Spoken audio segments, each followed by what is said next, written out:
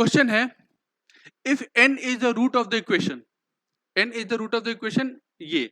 अच्छा, आपको एक चीज पता है पहले से, मैंने भी पहले भी बता रखा है, किसने किसी जगह पे या किसने किसी वीडियो में बता रखा होगा या क्लासरूम में तो मैं अक्सर बताता ही रहता हूँ, ठीक है, कि अगर ये जो n है किसी इक्वेशन का अगर रूट है तो जहां जहां पे x है वहां वहां पे हम n को पुट करेंगे तो इक्वेशन क्या करेगा, सेटिस्फाई करेगा। क्लियर है बात? ठीक है, तो अगर मैं देखूं जहां पे x है वहां पे मैं क्या पुट कर सकता हूं, n पुट कर सकता हूं, तो मतलब इक्वेशन क्या बन जाएगा, n square plus P N plus m, this whole term equal to 0, right. और m जो है इस इक्वेशन का रूट है, तो जहां पे x है वहां पे आप क्या पुट कर लो, m पुट कर लो, तो वैल्यू हो जाएगा m square plus P M plus n, this whole term equal to 0, right.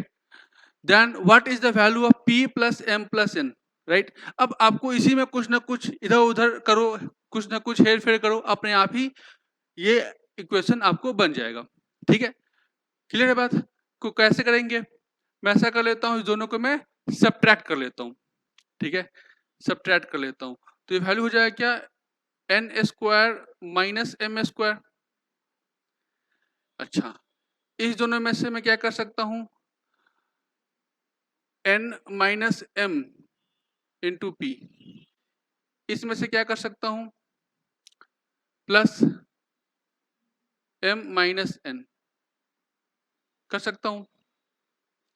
इसको मैं लिखूंगा तो N minus M into N plus M, इसको मैं कर सकता हूँ N minus M into P, इसमें से मैं माइनस एन कॉमन लेता हूँ ताकि कॉमन लेना मेरे लिए इजी हो जाए। क्लियर है बात? अच्छा, इन सब में से मैं एन माइनस एम मैं कॉमन ले सकता हूँ, तो ये जो इक्वेशन बन गया वो एन प्लस एम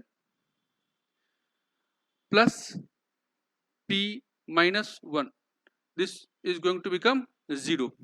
तो आइदर इस पूरे इक्वेशन से आप एक चीज समझ सकते हो कि ये दो अलग अलग फैक्टर है, दोनों फैक्टर का मल्टीप्लीकेशन का जो वैल्यू है वो क्या है, 0 है, ठीक है। तो 0 तब हो सकता है आइदर दिस इक्वल टू 0 या दिस इक्वल टू 0।